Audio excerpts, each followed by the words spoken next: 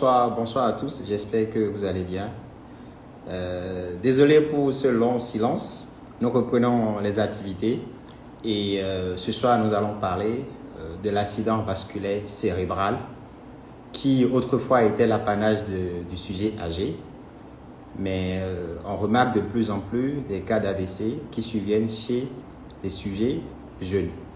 Donc il était question d'en parler pour pouvoir sensibiliser les uns les autres sur cette affection. Et ce soir, nous allons parler de l'AVC avec une cardiologue et deux neurologues. Et je vais commencer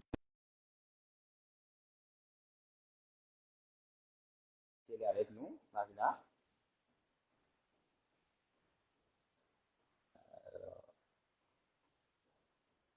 Docteur Marina. Bonsoir Marina. Bonsoir, docteur Ismaël. Comment vas-tu? Ça va et toi? Oui, ça va très bien. Super. Alors, je vais inviter Dolores.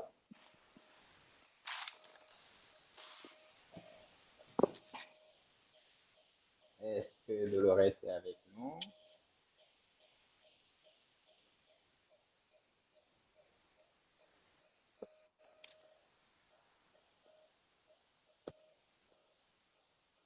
Alors, rappelons que La la journée journée a été? mondiale de l'AVC.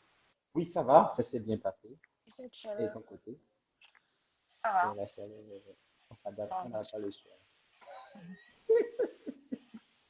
C'est compliqué, mais on n'a pas le choix. Et on doit supporter, paraît-il, jusqu'en janvier, non, c'est ça. Soyons prêts. Bon. Alors, je rappelais que la journée mondiale de l'AVC est célébrée le 29 octobre. Tu nous l'avais rappelé, hein, Karina. Oui, Docteur sans frontières. Voilà. Alors, Dolores, on a un souci avec Dolores qui n'arrive pas à rejoindre le live. Et Marise? Marise, je lui envoie. Bon, Marise,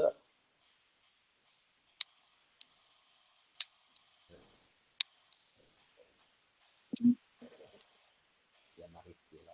Bonsoir Marise, Coucou, comment vas-tu? ça va bien? Et toi? Très Ça va rigole. très bien. Je suis contente de voir le cerveau qui est là. Toi aussi. Bonsoir. Alors, en attendant que Dolores nous rejoigne, ah, là c'est bon, c'est parfait. Tout le monde est là. Super. Bon, je vais vous laisser vous présenter à nos followers. On va commencer par Marina. Bonsoir à tous. Donc, du coup, moi, c'est docteur Marina Cressy, cardiologue au Sénégal. Ok, C'est tout, non? d'accord. J'ai jamais su me présenter. Marise, Bonsoir à tous. Moi, c'est Docteur Maryse Ruinator, neurologue à Cotonou, au Bénin. très bien, merci. Dolores, Bien, merci, Dr. Ismaël. Merci pour l'invitation. Moi, c'est Dolores Afam Picono. Je suis neurologue spécialisée en épileptologie et en neurologie, en neurophysiologie clinique. Donc, j'exerce aussi au Sénégal. très bien. Donc, on a le Sénégal et le Vous Bénin m'entendez? bien représentés. Oui, Monsieur Ismaël, moi, vous je suis parlez. malade en temps. Là, c'est bon. Marina, tu entends Dolores? Oui, moi, je vous entends. Ok. Moi aussi. Dolores, Ismaël, je m'entends mal. tu m'entends très mal. Oui. Là, c'est C'est bon. un peu faible. Là, c'est bon.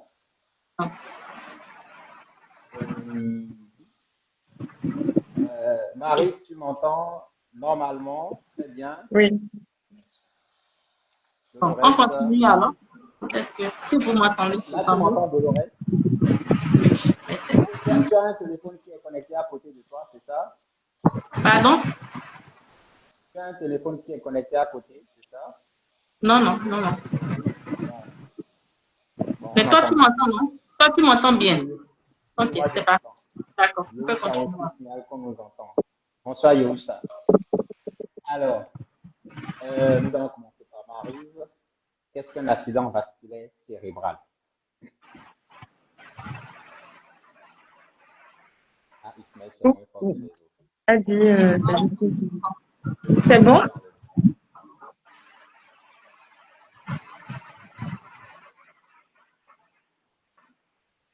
Je pense que là, c'est un peu plus stable, hein. Ah, c'est bon? Mieux. Oui, c'est Bon, mieux. ok. Maryse, qu'est-ce qu'un accident vasculaire cérébral?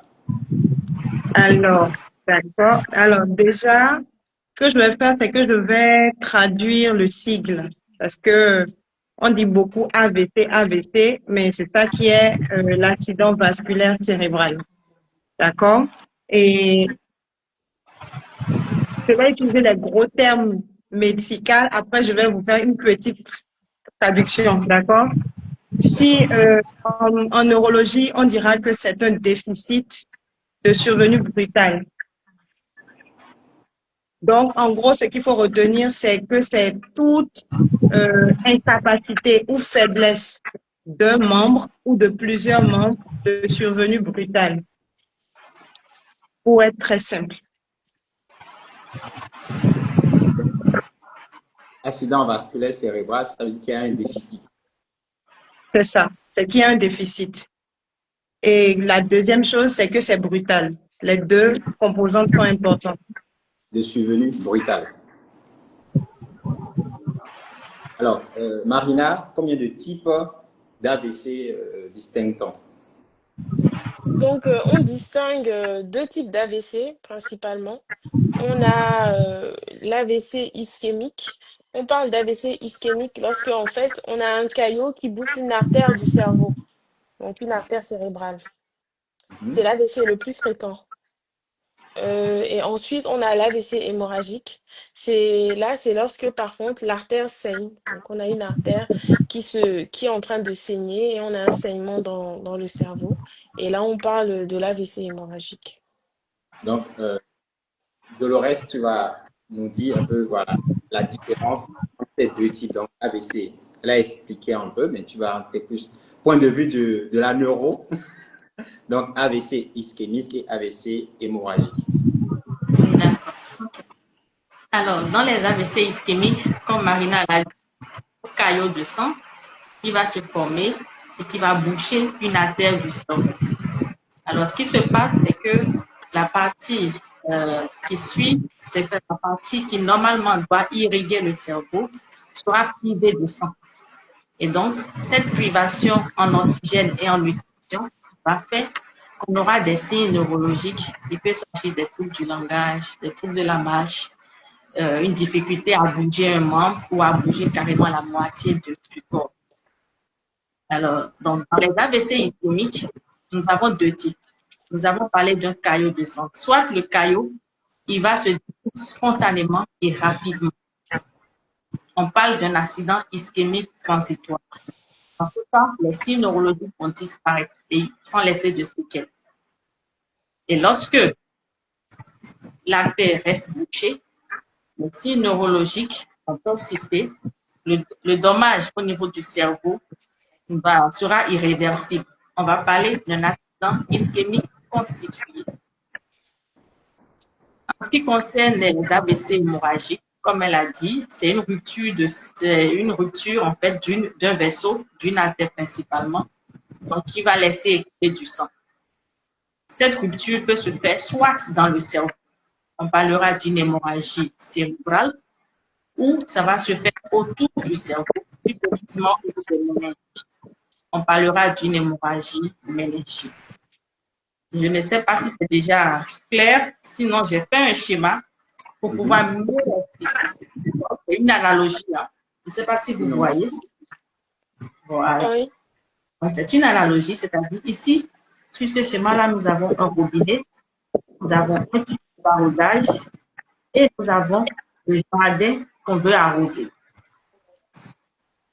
Il faut considérer que le robinet, c'est le cœur. Le tuyau d'arrosage, ce sont les artères cérébrales. Le jardin à arroser, ce n'est que le cerveau. D'accord? Donc, en temps normal, lorsqu'on ouvre notre robinet, il y a de l'eau qui va circuler. Et c'est cette eau-là, à travers le tuyau, qui va arroser notre jardin.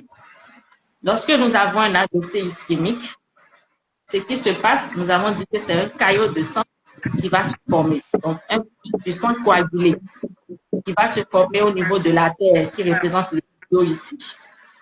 Donc, l'eau qui est le sang sera bloquée au niveau où se situe le caillot. Ce qui fait que la partie en aval du blocage sera soit privée du sang, soit le débit en sang sera faible. Ce qui fait que la partie du cerveau là, qui devait être normalement irriguée par l'artère, sera en souffrance. C'est tout simplement ça qui va se manifester par les signes que nous aurons. D'accord? Voilà. Nous avons aussi parlé de l'accident ischémique transitoire. Nous avons dit que c'est le caillot qui va dissoudre et les signes neurologiques vont disparaître. Donc, si on suppose que ici, nous avons notre petite pierre au niveau du tuyau, d'accord? On suppose que le robinet, l'eau, l'afflux de l'eau fait bouger le caillou qui se trouve là, la petite pierre qui se trouve là. La pierre va circuler. Ce qui fait que le sang se rétablit, la circulation se rétablit dans l'accident ischémique transitoire.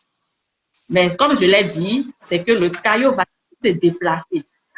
C'est ce qui fait la particularité de l'accident ischémique transitoire, que on doit la prendre en charge, on doit prendre en charge l'AIT en question comme un AVC parce que le risque d'un accident ischémique constitué est très élevé parce que le caillot reste dans la circulation. Est-ce que je me fais comprendre?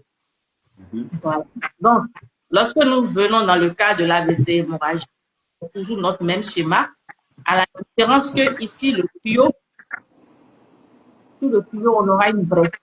Donc, on suppose que nous avons un trou au niveau de notre tuyau. Qu'est-ce qui se passe? C'est que l'eau qui doit passer par le tuyau va s'échapper par cet espace-là. C'est la même chose qu'on a dans l'AVC hémorragique, la tête qui se rompt. Donc, il y a du sang qui s'échappe par cette rupture.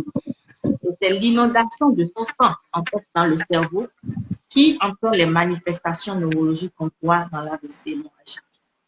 Donc, voilà. C'est la différence. Merci Dolores. Donc, si on retient AVC ischémique, donc ça veut dire qu'il y a un caillot qui vient obstruer. AVC hémorragique, il y a plus d'un vaisseau. Alors, ce qu'on se demande, Marina, qu'est-ce qui peut causer un AVC? Disons, on dira plutôt quels sont les facteurs de risque d'un accident vasculaire cérébral. Ok, merci pour la question. Merci à Dr Dolores pour l'explication très très claire. Donc, les facteurs de risque, ce sont des facteurs de risque qu'on partage avec les neurologues, on partage avec aussi d'autres spécialistes, hein, comme les endocrinos, les néphrologues. On retrouve essentiellement l'hypertension artérielle en tête de liste. Ensuite, on retrouve le diabète qui est aussi qui suit. On a également le tabac, qui n'est pas négligeable, la sédentarité, le fait de ne pas faire d'activité physique, de rester sur place. On a le stress chronique également qu'il faut noter. On a le cholestérol qui est élevé aussi, le surpoids, l'obésité, bien sûr. Et on a ces facteurs de risque qu'on note chez la femme. Ce sont les hormones. Les hormones. On a la grossesse également. On a le postpartum. On a la contraception. Et on a les pré-éclampsies.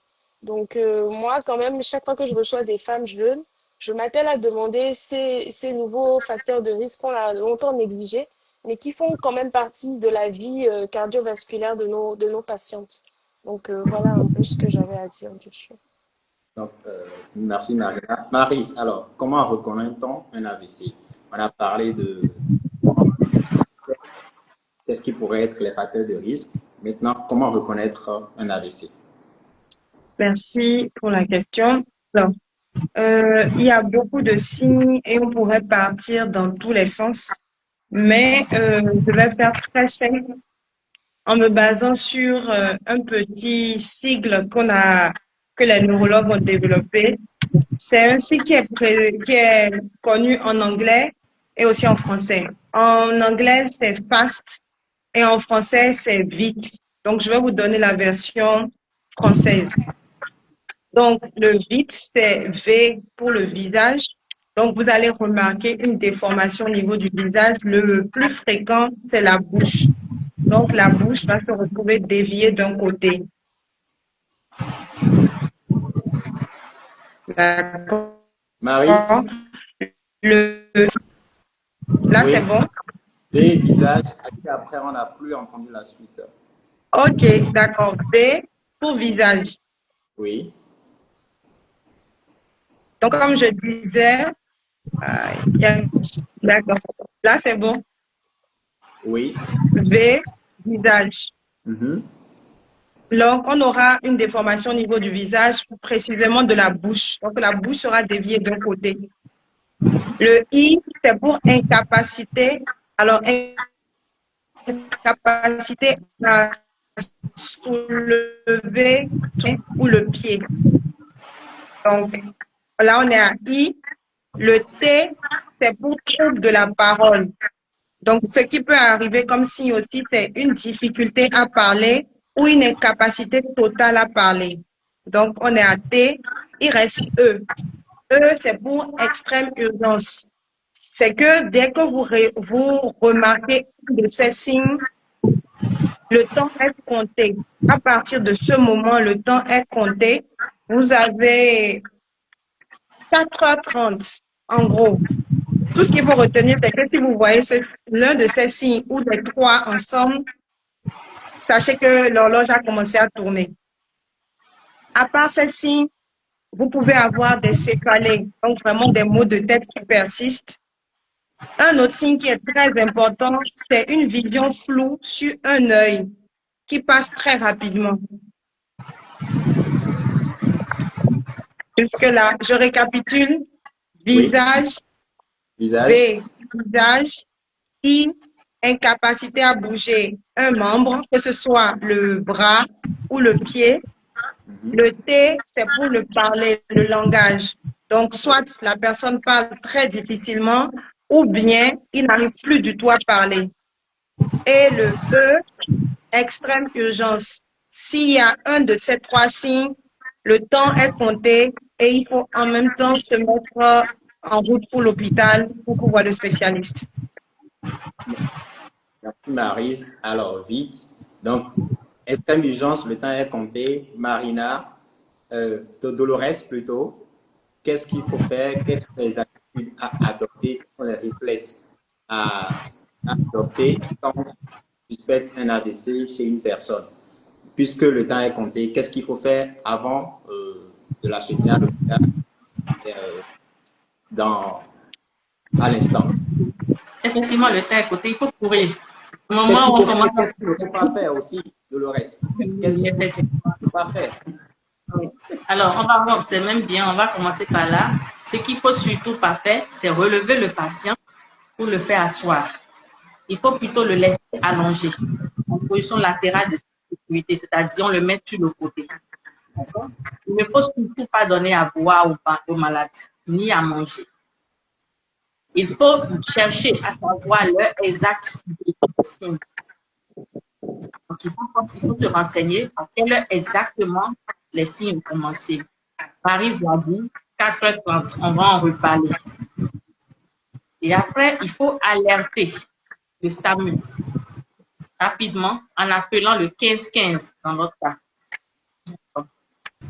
Et dans le cas contraire, on transfère le patient dans une structure de santé très proche.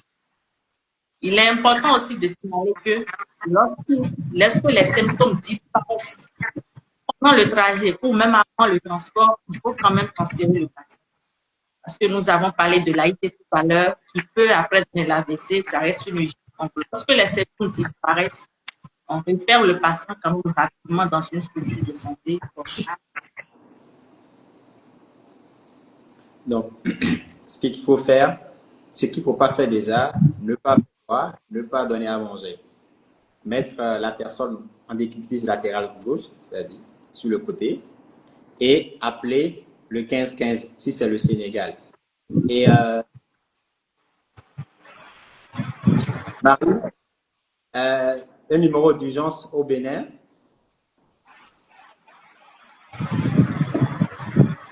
Maryse? Connexion des codes secondes. De connexion avec Maryse. Là, Maryse, c'est bon. Oui. oui. Un numéro d'urgence à appeler au Bénin quand on est au Bénin et qu'on c'est ça. Je vais y arriver. Un AVC chez une personne. Bon, déjà, idéalement, c'est le SAMU, comme elle a dit, pas les sapeurs-pompiers.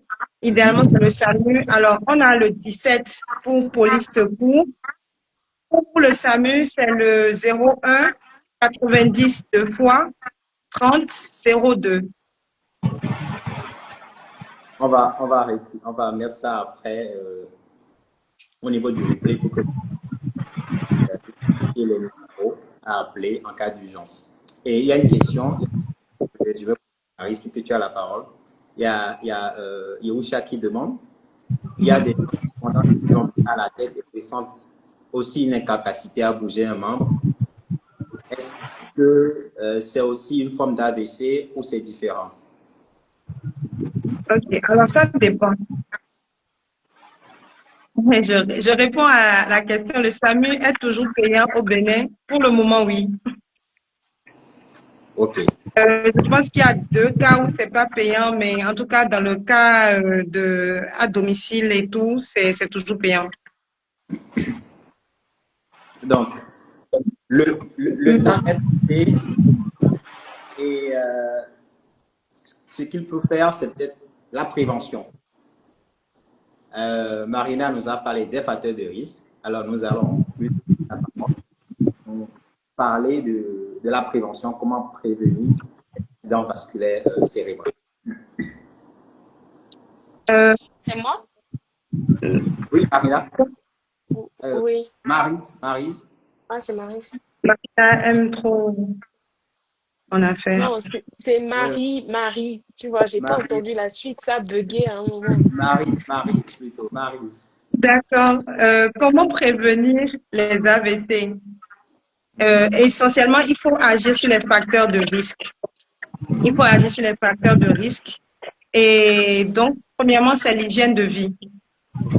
Alors, c'est éviter l'alcool, le tabac.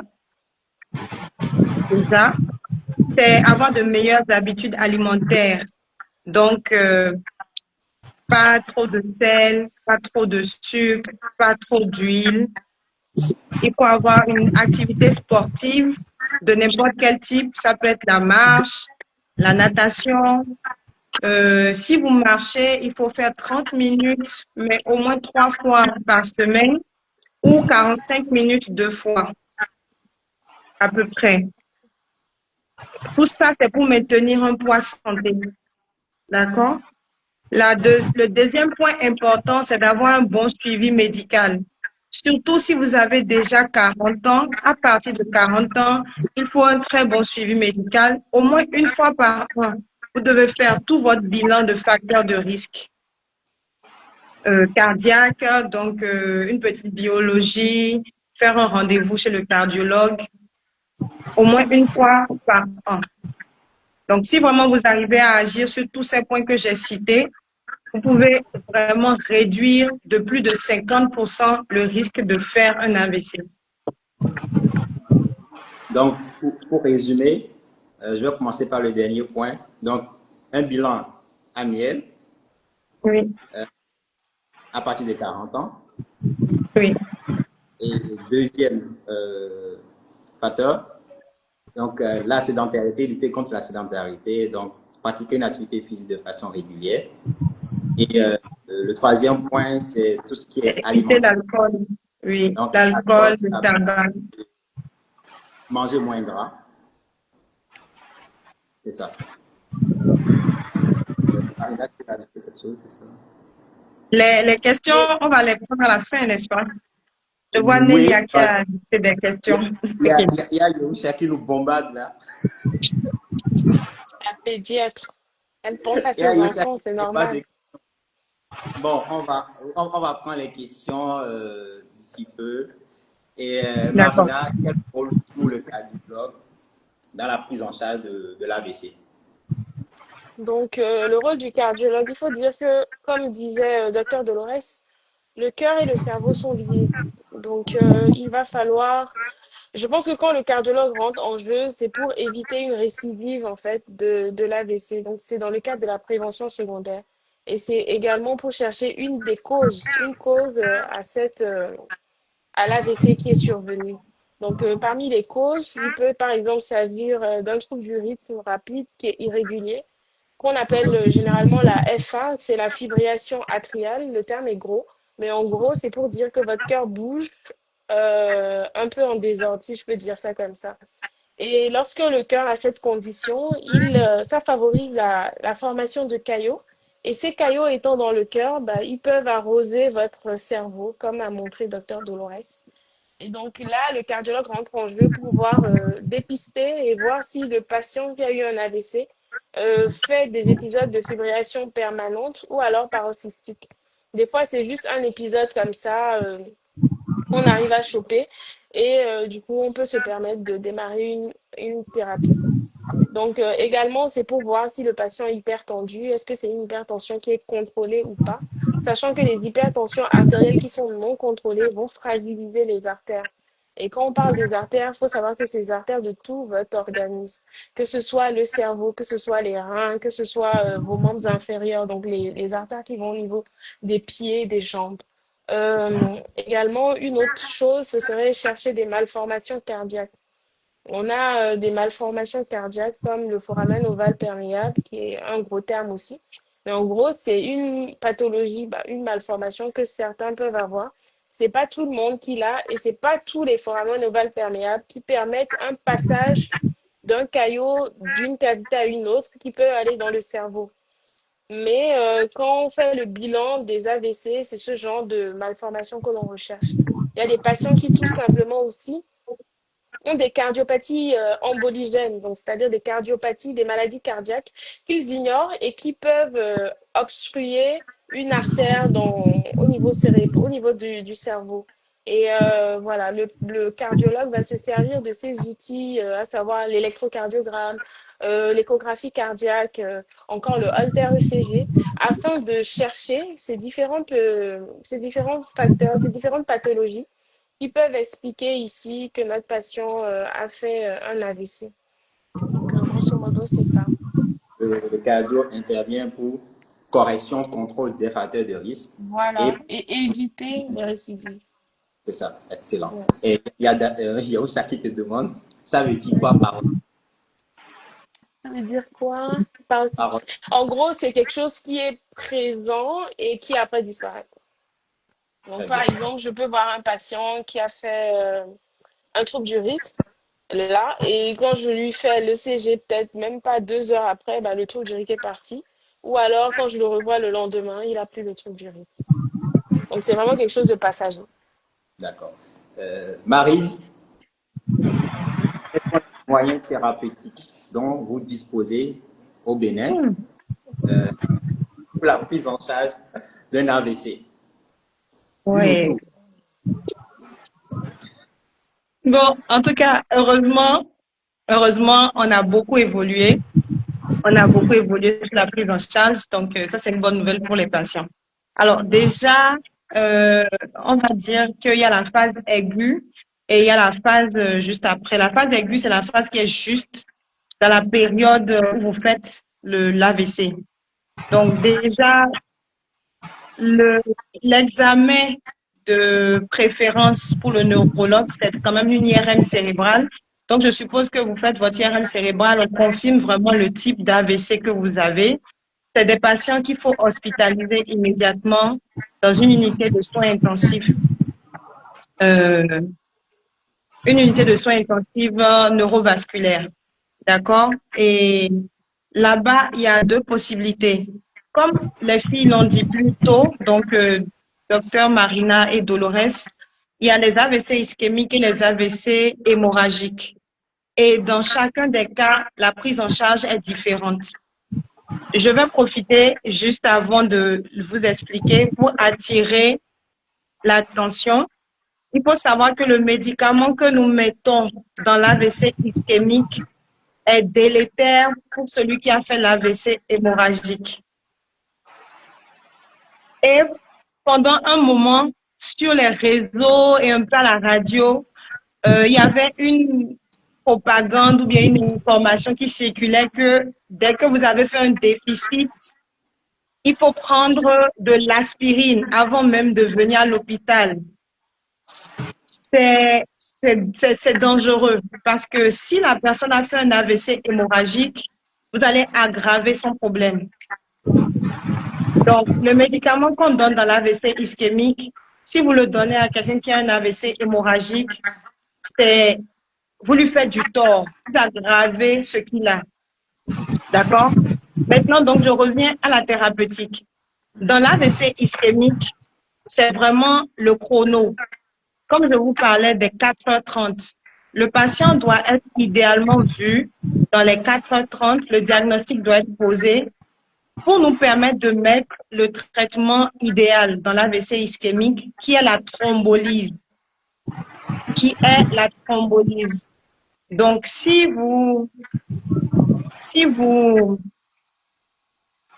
comment je vais dire, si vous arrivez dans les 4h30, le diagnostic est fait et tout, vous allez avoir la possibilité d'avoir la thrombolyse. Actuellement, à Cotonou, la thrombolyse est disponible au CNHU dans le service de neurologie du CNHU. D'accord? Si vous arrivez dans les délais... Tu as une idée du coût? Ça peut vite monter. C'est pas le prix. C'est un peu précis. Mais, voilà. Mais en tout cas, c'est disponible. C'est disponible.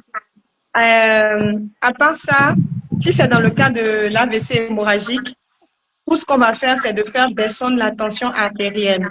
Donc, c'est tous les médicaments pour la tension par voie injectable ou par comprimé. Ça dépend de l'état du patient. Et après ça, quand on est stabilisé, la phase vraiment importante, c'est la rééducation.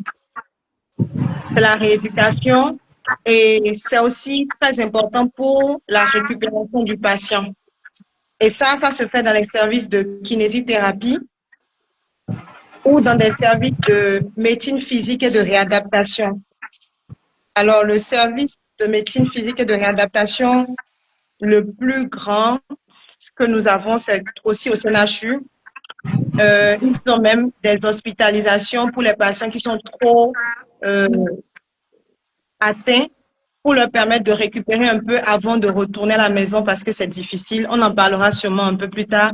La gestion pour la famille, les accompagnants, c'est un peu compliqué. Donc, au début, ils peuvent garder les patients quelques semaines. Donc, c'est ça. En résumé, il faut savoir que le délai est court. Pour l'AVC ischémique, nous avons 4h30 pour poser le diagnostic et commencer la thrombolyse. Et dans l'AVC hémorragique, par contre, on fera tout pour baisser de manière radicale la tension artérielle. Après cette phase, dès que le patient est stable, c'est la rééducation. Voilà. Donc, restons toujours dans la phase aiguë. OK. Donc, je vais reprendre la question de Yehusha. Donc, le trajet typique de quelqu'un chez qui on suspecte un AVC au Bénin. Donc, vite, VIT, extrême urgence, SAMU. Oui, bon, ce qui se passe souvent, je dis ce qui se passe, mais ce qui serait idéal. Alors, ce qui se passe d'abord est l'idéal. Oui, ce qui se passe d'abord. Ce qui se passe souvent, c'est que c'est à la maison, ça peut être au réveil ou bien en journée, la famille ou les gens à côté constatent que la personne, il est bizarre. Soit, il peut arriver que la personne garde le langage et vraiment il sent que toute cette partie de son corps ne bouge plus. Donc là, il peut verbaliser et donc dire « Ah, je me sens pas bien, j'arrive plus à bouger la main » et tout ça. Donc, souvent, les gens vont le faire venir à l'hôpital par leurs propres moyens. Donc, il va venir par un véhicule personnel. D'accord? Donc, ils vont aller soit dans la clinique la plus proche, soit des fois directement aux urgences du grand hôpital, le CNHU. Donc, en face du médecin, le diagnostic va être supposé. On va faire un bon de scanner. Donc, c'est domicile ou bien lieu de travail ou bien lieu de l'incident, hôpital. Ensuite, centre d'imagerie pour faire le scanner ou l'IRM. Ensuite, retourner voir le médecin avec les résultats. Et maintenant, la prise en charge pourra commencer.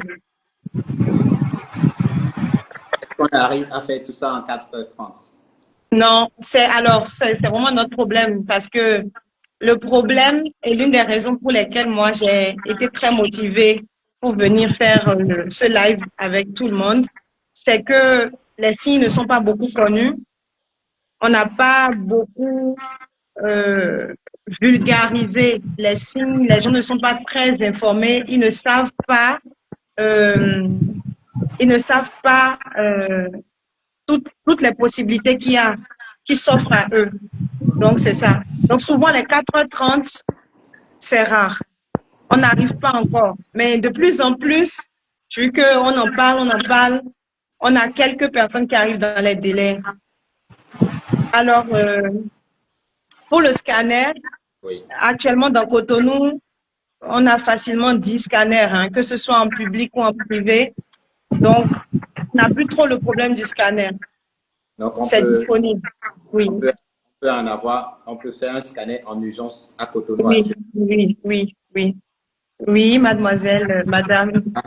Vu que c'est l'IRM qui pose le diagnostic dans l'urgence, est-ce que ce serait pas mieux qu'on dise plutôt là où on doit faire l'IRM aussi pour les Je vous dis patients? aussi, mais c'est un problème de moyens. Il faut dire que, bon, ça c'est des sujets d'école, hein, mais bon, comme on est quand même un peu entre collègues, je vous dis. Je reviens aux réponses. Alors, le scanner peut permettre aussi de poser le diagnostic. Dans des pays comme les États-Unis, ils sont pas trop sur l'IRM, hein. Ils sont sur le scanner et ils ont de bons. C'est aussi une affaire de performance. D'accord? Donc, il y a certains pays qui trombolisent avec le scanner.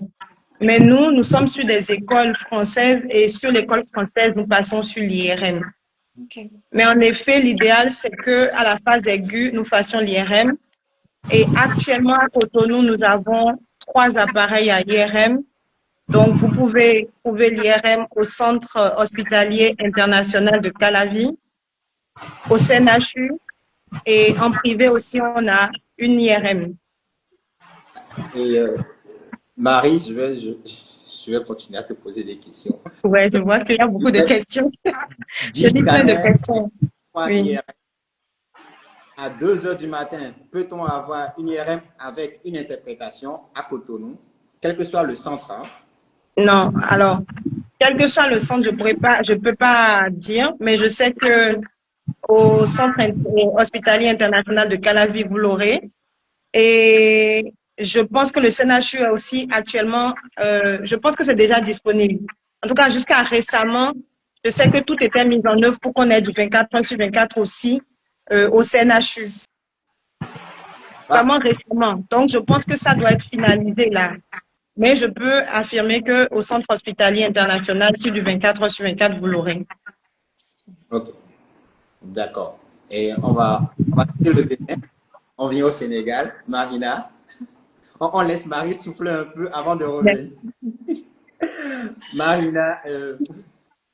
Marina. Oh, il y a que Marina. Alors, Dolores, au Sénégal, quels sont les moyens thérapeutiques dont nous disposons et quel est le trajet typique à avoir ou à adopter au Sénégal? Bon, on va commencer d'abord par les moyens. Les trajets, on verra après. Alors, les moyens, nous avons des moyens médicaux, des moyens non médicamenteux. moyens médicamenteux, ce qu'on utilise en urgence, d'abord si on parle d'urgence, c'est dans les AVC ischémiques. Donc le traitement d'urgence, c'est la thrombolyse, comme elle a dit. C'est disponible ici au Sénégal. D'accord? Et la thrombolyse, il faut la réaliser dans un délai de 4h30 après les premiers symptômes. Donc tout à l'heure, on avait dit les mesures, il fallait demander l'heure exacte des premiers symptômes. Donc on compte jusqu'à 4h30, la thrombolyse peut être faite s'il n'y a pas de contre-indication. Alors, qu'est-ce que la thrombolyse? La thrombolyse, c'est le traitement qui va permettre de détruire le caillot de sang que nous avons dans la terre et qui est à l'origine de la souffrance cérébrale. D'accord? Voilà. Et après la thrombolyse, nous avons aussi, donc, les patients qui ne sont pas dans le 4h30 ont aussi droit à des médicaments de prise en charge. C'est les antithrombotiques. Les antithrombotiques, c'est le traitement qui va permettre de prévenir la récidive de l'AVC. Donc, lorsqu'elle est déjà faite, on ne peut rien. Il faut prévenir maintenant qu'il n'y ait plus de récidive, qu'il n'y ait plus un prochain AVC. Et dans ce cas, ce sont les traitements que nous connaissons, c'est l'aspirine, le cortisol, parfois les anticoagulants, comme Marina l'a dit, dans les cas du FA, et aussi, nous avons les traitements des facteurs de risque. Ça aussi, on a un peu cité déjà les facteurs de risque. Donc, il faut traiter ces facteurs de risque-là, la tension, le diabète, le cholestérol, tout ça. Donc, ça, ce sont les traitements, les moyens médicamenteux dont nous disposons au Sénégal et en France. Voilà. Maintenant, les moyens non médicamenteux, c'est d'abord la rééducation. C'est le chef. Idéalement, c'est la... Bon, on ne va pas en parler. Donc, nous avons la rééducation. La rééducation, c'est très important dans la prise en charge de l'AVC. Et elle est d'autant plus importante, d'autant plus efficace lorsqu'elle est, comme elle est débutée précocement. Donc, très tôt, lorsque l'état du patient le permet, on commence par rééducation et on commence de façon intensive et régulière. On peut aller jusqu'à 5 fois dans la semaine. Donc, 5 jours, on fait la rééducation de façon intensive. C'est l'idéal. Ce n'est pas toujours le cas, mais c'est vraiment l'idéal. Et après la rééducation, nous avons la psychothérapie aussi qui est disponible et utile pour le patient, mais aussi pour la famille. Donc, voilà un peu ce qu'on a comme moyen médicamenteux et moyen non médicamenteux. Maintenant, en ce qui concerne le tragique, alors ici quand même, il y a beaucoup de travail qui a été fait, il y a beaucoup de sensibilisation, ce n'est pas encore parfait, mais voilà, ils essayent chaque année de faire un peu plus, de sensibiliser de plus en plus. Il n'y a pas encore eu beaucoup de cas non plus de thrombolyse, mais il y en a eu quelques. Il y en a eu quelques, je pense peut-être plus qu'au Bénin. Voilà. Et parce que pour la thrombolyse, il faut aussi une équipe de neurovasculaire, de neurologues spécialisés en neurovasculaire. Il faut une unité neurovasculaire, il faut une unité de réanimation, un peu, ou de réanimation neurovasculaire. Donc, tout ça, parfois l'information ne peut pas bien passer, ou soit le malade est à l'heure, mais le médecin n'est pas disponible pour faire la thrombolyse. Voilà. Donc, effectivement, je pense que c'est pas seulement au Sénégal. La prise en charge idéale serait que le patient, soit d'abord informé des symptômes qu'il doit avoir. 2, que le SAMU soit disponible, en fait, pour aller chercher le patient. Est-ce que tu vois? Parce que lorsque le SAMU va chercher le patient et il sait que c'est une urgence, le parcours est déjà bien passé. La prise en charge sera un peu plus rapide. Sachant que chez nous, quand même, dans le service de neurologie, le scanner est disponible et il y a pas aussi l'IRM est disponible. Donc, voilà, ça peut aller vite. Il y a eu des cas déjà de thrombolyse. Voilà, c'est possible, mais on essaye de l'améliorer de plus en plus. Donc, au Sénégal, on a un seul centre de neurovasculaire et c'est à l'hôpital Fann. Ah bon, non, c'est pas un seul centre. Hein. Non, il y a beaucoup de centres de neurovasculaire. Après, je ne peux pas te dire exactement on en a combien. À peu près, quels sont les centres que tu peux citer là? Ben, voilà, à Fann, on en a. À Principal aussi, je pense qu'il y a. À Pikine, je ne sais pas, il y a un service de neurologie, il y a un service de neurovasculaire. Je ne peux pas te le dire, il y a des certitudes. pas te dire avec certitude. Effectivement, PAN, c'est sûr, mais les autres, je ne peux pas te dire avec certitude ce que tu vois. Par exemple, la thrombolyse, la PAN, c'est disponible. Dans mes recherches, j'ai eu dit qu'il y en avait aussi à Principal, mais je n'ai pas eu la confirmation pour dire donc ouais, c'est bon, tu vois. Et Mais à Dolores, une Principal, il n'y idée. a pas de service de neuro, non? Genre, ils ont un service de médecine interne, mais est-ce qu'ils ont un service de neuro? Est-ce qu'ils ont? Par contre, il y a des Je pense qu'ils sont tous en médecine interne, je crois. Mais campus en médecine interne parce qu'il y a des neurologues qui interviennent.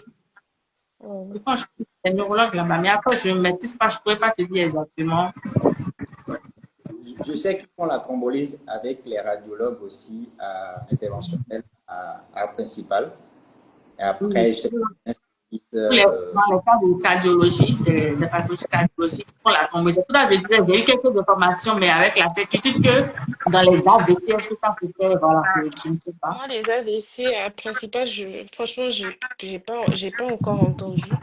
Je sais qu'à Fan, oui, ils en font. Et je sais aussi qu'à Madeleine, ils en font. Ils ont le scanner, ils ont l'IRM. Donc, voilà. et une idée du coût de la thrombolyse au Sénégal ou Marina. La métallyse coûte 1,5 million. C'est pas subventionné par l'État. Donc, il faut 1,5 million pour avoir la métallyse. C'est le problème qu'on rencontre. Et pourtant, c'est un problème de santé publique, les AVC. Je veux dire, une personne sur 6 fera un AVC. Donc, je pense quand même que c'est un plaidoyer qu'on doit emmener au niveau des États. Il faut qu'ils fassent quelque chose pour subventionner la métallyse. Sinon, on se retrouve avec beaucoup de patients qui survivent pas ou qui ont un handicap et quelques qui échappent au handicap, oui. Alors, phase aiguë, on va passer à la phase, disons, chronique, où tu as parlé de la rééducation. Dolores, rééducation, la rééducation occupe quelle place dans la prise en charge et quelle est la durée aussi?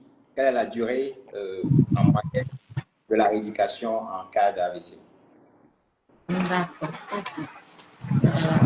La rééducation, comme j'ai dit, elle occupe une place très importante, elle est essentielle dans la prise en charge de l'AVC. Et ce, surtout quand elle commence très tôt. D'accord? Elle va permettre en fait de restaurer les fonctions motrices. Donc, lorsque le patient présente des troubles de la marche, une difficulté à mobiliser un membre ou un hémicorps, la rééducation va permettre en fait à restaurer cette fonction motrice. Elle va permettre aussi à améliorer la communication dans les troubles du langage, par exemple, les troubles de la déglutition, avec l'aide de l'orthophoniste. Il faut dire que son rôle principal, c'est d'aider le patient à récupérer le maximum de son autonomie. Donc, globalement, c'est ça. Et la rééducation peut être faite, elle commence tôt, mais elle peut aller jusqu'au-delà de 6 mois dans les cas d'AVC. Une meilleure prise en une meilleure récupération. Parce qu'on dit l'idéal, c'est qu'elle soit faite tôt, mais intensive les 3 premiers mois. Est-ce que tu vois? Au-delà de ça, la récupération, elle est un tout petit peu plus lente. Mais donc, pour avoir une récupération efficace, efficiente, il faut que ça soit intense au début. Et après, même si elle reste intense, la récupération diminue au fil du temps. Donc, on peut la faire même au-delà de 6 mois lorsqu'il ne reste pas de séquelles. D'accord. Et Maryse, alors, ce qu'on se demande après tout ce qu'on vient de dire, une prise en charge difficile qui devient chère, peut-on espérer retrouver toutes ces capacités après un AVC? Je vais répondre oui, c'est tout à fait possible. Et ça dépend de plusieurs facteurs. Ça dépend d'abord de la gravité et de la localisation de votre AVC. Parce que quelqu'un qui a fait un gros AVC, quelqu'un qui a fait un très gros AVC avec un gros déficit va récupérer plus difficilement que quelqu'un qui a eu, par exemple, juste une discrète paralysie d'un seul membre. D'accord? Donc, ça dépend de la gravité, de la localisation de l'AVC. Ça dépend de la rapidité de la prise en charge. Comme l'a dit docteur Dolores tout à l'heure, on doit commencer la rééducation le plus tôt possible. Dès que le malade est stable, il faut commencer la rééducation. Parce que plus on tarde, moins la récupération sera bonne. Donc, ça dépend de la rapidité de la prise en charge et ça dépend de la qualité de la rééducation. Parce que elle a aussi parlé tout à l'heure d'une certaine fréquence. Si on fait une seule séance par semaine ou bien une fois de temps en temps, comparé à quelqu'un qui va vraiment être dans un centre ou bien qui va vraiment être dans un programme où il a 3 séances, 5 séances par semaine, vous n'allez pas avoir les mêmes bénéfices. Donc, les mêmes bénéfices, pardon. Donc, l'éducation vraiment efficace, ça compte aussi pour la récupération. Donc, mais vraiment, on peut récupérer. On peut vraiment récupérer, mais ça dépend des facteurs que je viens de vous citer. Je vois une question de Nélia. Est-ce que l'AVC peut être héréditaire?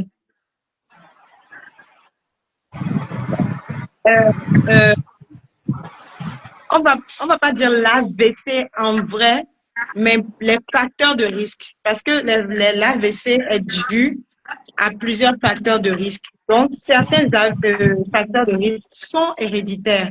Et du coup, si vous avez hérité de ces facteurs de risque et que vous ne les surveillez pas bien, que vous ne les prenez pas en charge, vous pouvez vous retrouver à présenter un AVC plus tard. Oui. Je pourrais compléter aussi Je trouve que la question est pertinente aussi dans le sens que c'est ce dont on parle souvent. Moi, je dis souvent qu'il faut connaître ses antécédents familiaux. C'est vraiment une carte de route à suivre et ça nous permet d'adopter en fait un meilleur style de vie. Donc, en gros, comme a dit Maryse, quelqu'un qui a fait un AVC dans votre famille, les cardiologues, nous, on parle de mort subite chez un parent du premier degré, donc je suppose un ascendant à un âge tôt. Quand je dis un âge tôt, c'est un âge jeune, inférieur à 40 ans. Donc, si vous avez un parent qui, par hasard, est décédé très tôt d'un AVC ou alors a eu à faire un AVC, il faut s'intéresser de savoir pourquoi est-ce qu'il a fait un AVC. Et c'est là que Maryse a raison parce qu'elle dit, il faut s'intéresser aux facteurs de risque qui ont conduit à cet AVC. Est-ce qu'il était hypertendu? Est-ce qu'il fumait? Est-ce qu'il avait du diabète? Est-ce que... Donc, c'est plutôt ces facteurs de risque-là qu'il faudra chercher à contrôler dans sa vie à soi, en fait. Voilà. Alors, merci Marina. Dolores, comment les proches peuvent-ils soutenir au quotidien une personne qui est victime? Bon, la première, Dolores, tu dis? la question est adressée au neurologue. Dolores et Marisa. Alors, moi, je pense que déjà, premièrement, c'est le soutien émotionnel. D'accord? Il faut être présent pour le patient victime d'un AVC. Il faut être patient avec lui. Il faut apprendre, il faut savoir l'écouter. Écouter ses craintes, ses peurs, ses émotions, ses sentiments et tout. Parce que c'est difficile d'accepter la maladie et de faire avec. Surtout lorsque les signes neurologiques sont très prononcés, sont lourds, les séquelles sont lourdes. Donc, à part ça, il faut communiquer avec le patient. Communiquer dans le sens déjà, communiquer, on a deux cas. C'est-à-dire, on a des patients qui ont des troubles du langage et certains qui n'en ont pas. Ceux qui n'en ont pas, la communication, c'est surtout pour dans ce cadre de soutien émotionnel. Mais ceux qui ont des troubles du langage, la communication, c'est pour les aider à améliorer leur langage. Et en communiquant avec les patients, il faut être patient avec eux, prendre le temps de les laisser trouver leurs mots. Ça ne fait pas de soutien. Moi, c'est des conseils que je donne souvent aux accompagnants. Même s'il n'a rien à vous dire, même s'il n'arrive pas à répondre à vos questions, discutez avec lui. S'il aime lire, donnez-lui le livre. Donnez-lui, si c'est le courant qu'il aime lire, donnez-lui ça. Si c'est, voilà, Ce qu'il aime faire, faites avec lui, communiquez avec lui, interagissez avec lui pour qu'il puisse faire l'effort de chercher les mots. Et progressivement, les mots vont sortir. Il faut prendre soin de son... Il y a l'hygiène de vie. Voilà, il y a l'hygiène de vie, c'est ce que je voulais dire. Donc, il faut que l'alimentation soit équilibrée. L'alimentation soit saine, comme Maryse l'avait dit. Il faut aussi la gestion de la santé. Ce que je veux dire par là, c'est les rendez-vous, par exemple, médicaux. Il faut que l'entourage puisse l'accompagner à ces rendez-vous et que les rendez-vous soient respectés. Il faut que les médicaments soient bien pris. Tout ça, c'est le travail aussi de l'entourage parce que le patient peut abandonner à un moment ou à un autre. Il faut respecter les rendez-vous de la kinésithérapie. On fait les séances parce que ça fait partie de la prise en charge. Et aussi en kiné, je dis souvent aux patients d'accompagner le malade en salle de kiné pour pouvoir observer ce qui est fait. Parce que le kinésithérapeute, après, donnera des exercices à faire. Il y aura des recommandations. Il faut que le malade ait quelqu'un en sa compagnie pour pouvoir refaire ces exercices-là, pour maximiser la chance de récupération. Voilà tout ce que l'entourage peut faire avec un patient victime. Maryse, merci Dolores. Maryse, tu as quelque chose à compléter? Merci. Donc, merci à Dolores pour son apport. Et elle a brossé, je pense, une bonne partie. Dans le soutien, dans les côtés pratiques, comme elle a dit, il faut vraiment que le patient soit entouré. Il ne faut pas le laisser.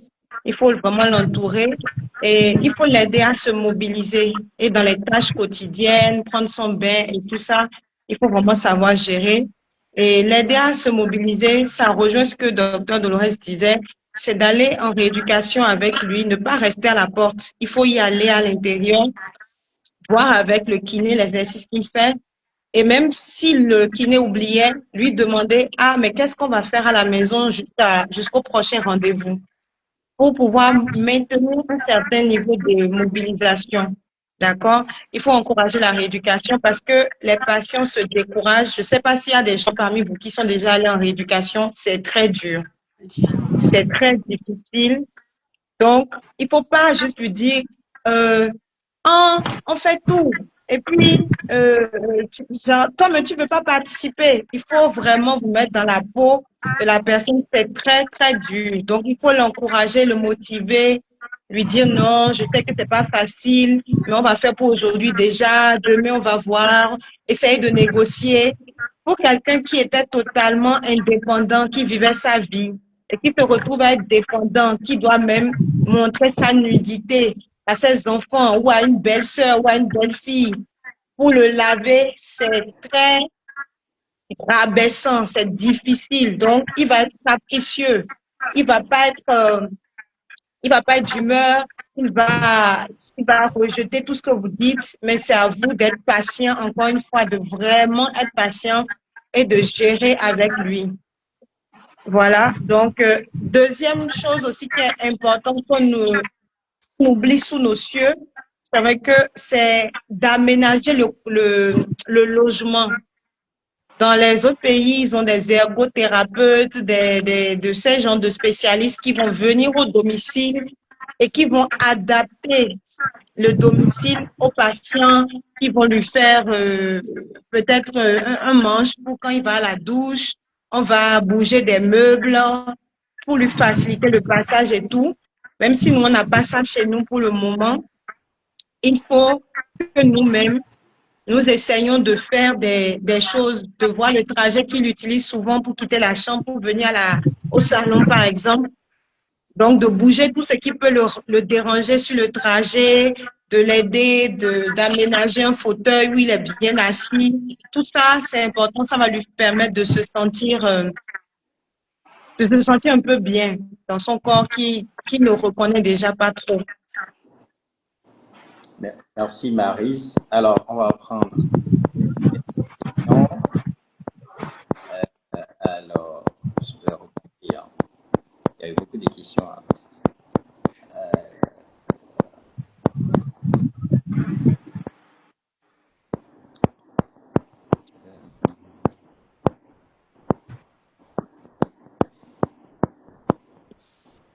Si une artère autre que cérébrale est bouchée, est-ce qu'on parle toujours d'AVC? Un accident vasculaire cérébral. Si c'est une artère cardiaque qui est bouchée, on parlera d'un infarctus du myocarde. C'est une veine. C'est pas cérébral.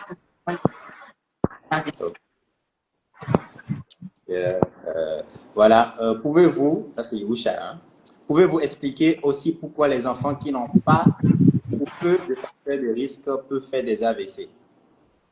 Les enfants qui n'ont pas quoi? Qui n'ont pas de facteurs de risque ou qui ont peu de facteurs de risque, comment expliquer que ces enfants fassent de l'AVC? Ce n'est pas que le facteur de risque, mais la cause même. On a des facteurs de risque, mais on a aussi des causes de l'AVC. Donc, par exemple, un enfant qui est drépanocytaire, c'est un exemple comme ça, je veux dire, hein, voilà, qui est drépanocytaire, il a des globules rouges malformés dû à sa drépanocytose. Ces sujets ont entraîné souvent des emboles, des thrombus, un enfant aussi peut avoir une cardiopathie congénitale, connue ou non, il faut rechercher. Voilà. Il peut y avoir des troubles de la classe sanguine. Tu vois, et faire par exemple un AVC hémorragique, plutôt avoir une polyglobulie et faire souvent des symptômes. Forcément des facteurs de l'ignorance, l'hypertension, un diabète, pas ça. Mais il y a des vraies causes qu'il faut rechercher. Parfois, ce n'est pas évident. Il faut pousser les recherches en fait pour pouvoir les diagnostiquer. Je laisse Marina parler. C'était ce sur quoi portait moi ma thèse de 7e année. Donc, c'était plus la drépanocytose. On avait les endocardites sur les valvulopathies. On avait les cardiopathies emboligènes, comme par exemple un Fallot ou d'autres cardiopathies emboligènes. C'était essentiellement ce qu'on avait. Les emboles infectieux qui vont migrer, aller dans le cerveau, ou alors des caillots ou des saignements. Maryse? Je vais rebondir sur ce que Dr Dolores a dit pour répondre à une question qui n'est pas revenue dans les questions, mais qu'on me pose souvent en consultation. Il était très jeune, il n'avait même pas 40 ans et il a fait un AVC. Pourtant, il ne fume pas, il ne boit pas, il n'est pas hypertendu, il n'est pas diabétique. Comme elle le disait, il y a des facteurs de risque, mais il y a aussi des causes. Et dans les causes, il y a vraiment beaucoup de choses. Il y a les atteintes de la trace sanguine, donc il peut y avoir des leucémies, des polyglobulies. Il y a aussi des causes infectieuses. Donc, si par exemple un patient est VIH, il peut faire un AVC. Et s'il a une autre infection, il peut aussi faire un AVC dessus.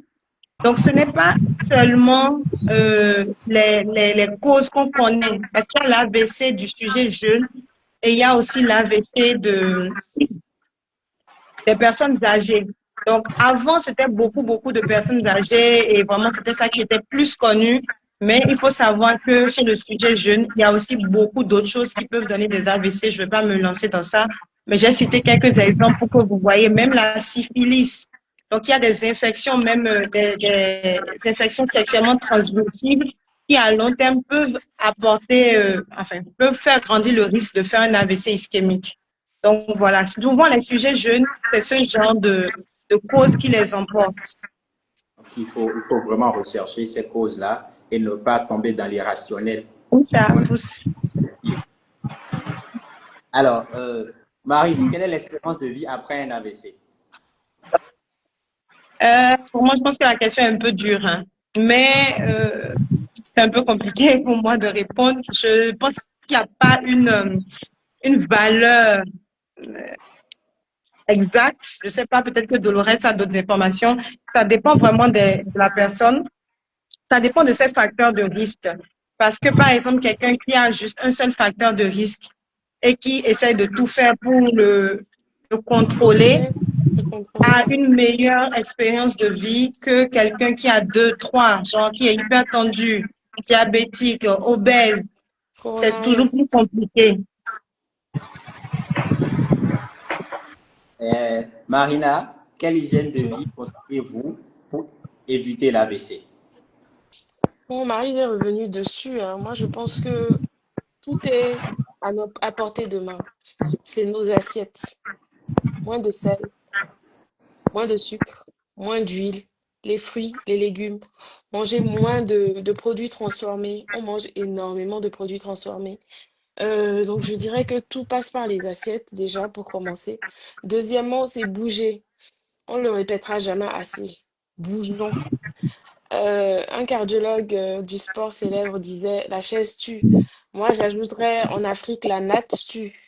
Le fauteuil tue. Bouger. Et Bouger. cela dit aussi, oui, Vas-y, termine. c'est aussi rajouter un truc, c'est contrôler votre tension artérielle, contrôler votre cœur. Ça, c'est des choses que vous pouvez, sur lesquelles vous pouvez jouer en fait. Donc, quand je dis contrôler, je dis pas qu'on est tous hyper tendus, mais il y a des personnes qui connaissent même pas la valeur de leur chiffre tensionnel.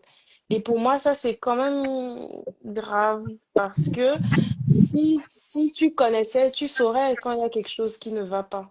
Je ne dis pas de prendre sa tension tous les jours. J'aime pas quand mes patients prennent leur tension tous les jours. Ça vire à la psychose.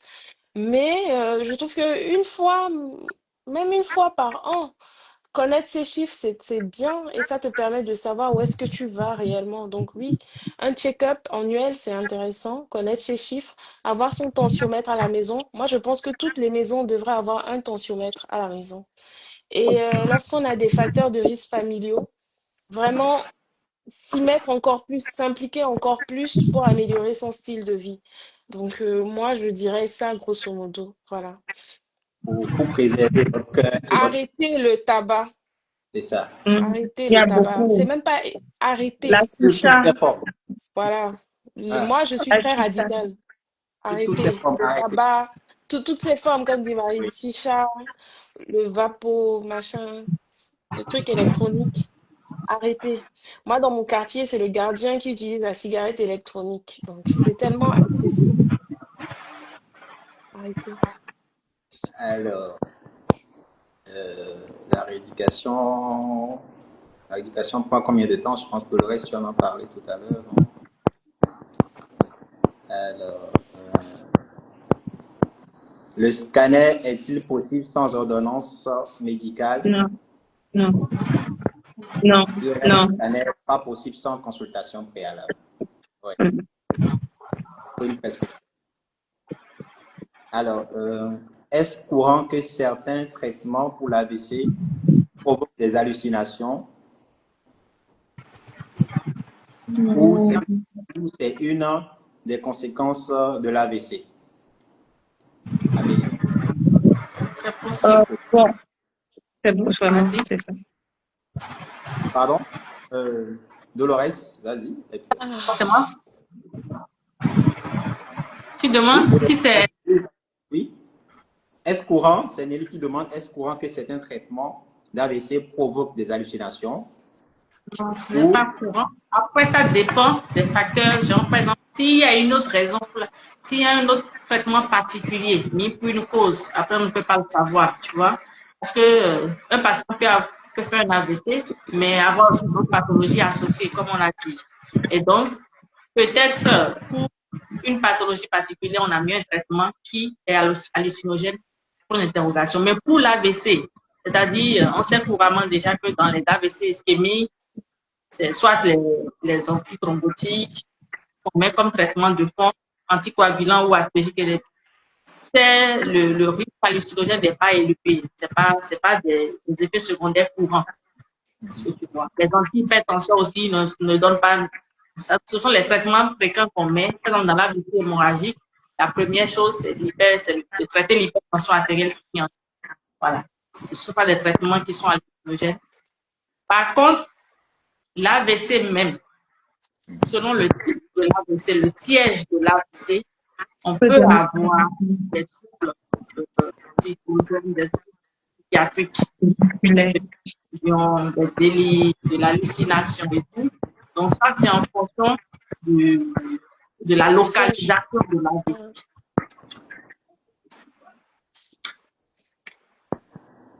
Ok, donc je pense qu'on a...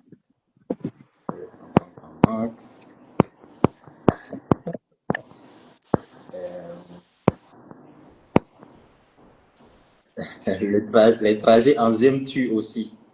Marchons plus, utilisons moins la voiture en ville.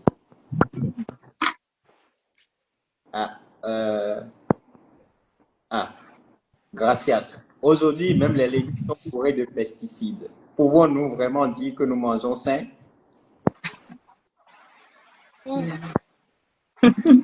je dirais qu'on fait avec les moyens qu'on a, honnêtement. Par exemple, pour ce qui est des pesticides, moi, ce que je fais à la maison, je relave mes légumes. J'utilise du bicarbonate, je laisse un peu tremper, je les rince, etc. Mais je suis d'accord avec toi, hein, avec la personne qui a posé la question. Le monde va de mal en pire, mais on fait avec ce qu'on a, quoi. Mais c'est de minimiser les risques en fait.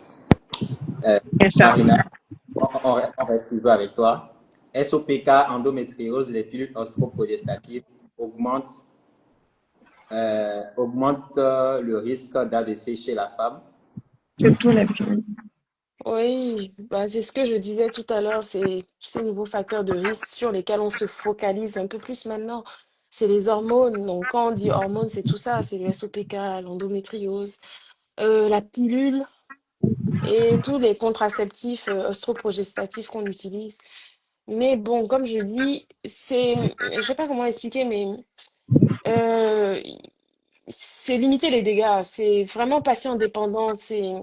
On va utiliser beaucoup de choses pour prendre en charge ce genre de patient. Par exemple, moi, je ne sais pas, je vous dis un exemple. Je reçois une patiente qui me dit, je sais pas, qu'elle est hyper tendue et qu'elle prend la pilule, qu'elle est sous œstroprogestatif.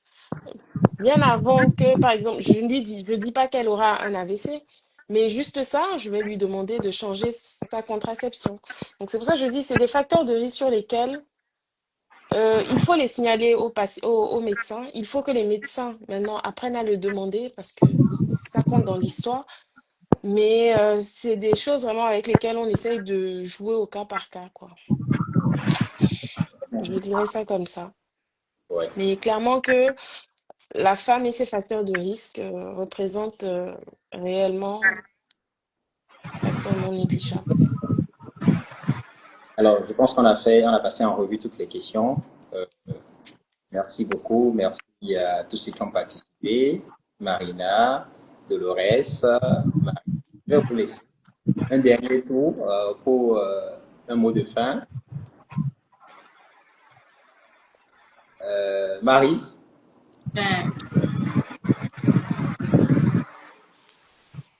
Oui. Mot de fin. Ah, un petit mot de fin. Qu'est-ce que je vais vous dire? C'est que l'AVC, c'est pas une pathologie à prendre à la légère, mais que on peut très bien agir sur ça en agissant sur les facteurs de risque. Et que la soixantaine, on la prépare maintenant à 30 ans. Donc, faut pas se dire, bon, c'est pour les vieux. Voilà, donc faisons attention à notre style de vie et pratiquons les 5 P. Donc, peu salé, peu sucré, peu d'huile et 30 minutes d'activité sportive au moins. Voilà. Merci Maryse. Dolores, mot de fin. Ok, donc moi je dirais que c'est important de commencer à reconnaître les signes d'un AVC pour pouvoir agir rapidement, comme nous l'avons dit, parce que chaque minute compte. Si on faisait l'effort de s'intéresser à ces petits signes, on pourrait sauver des vies autour de nous.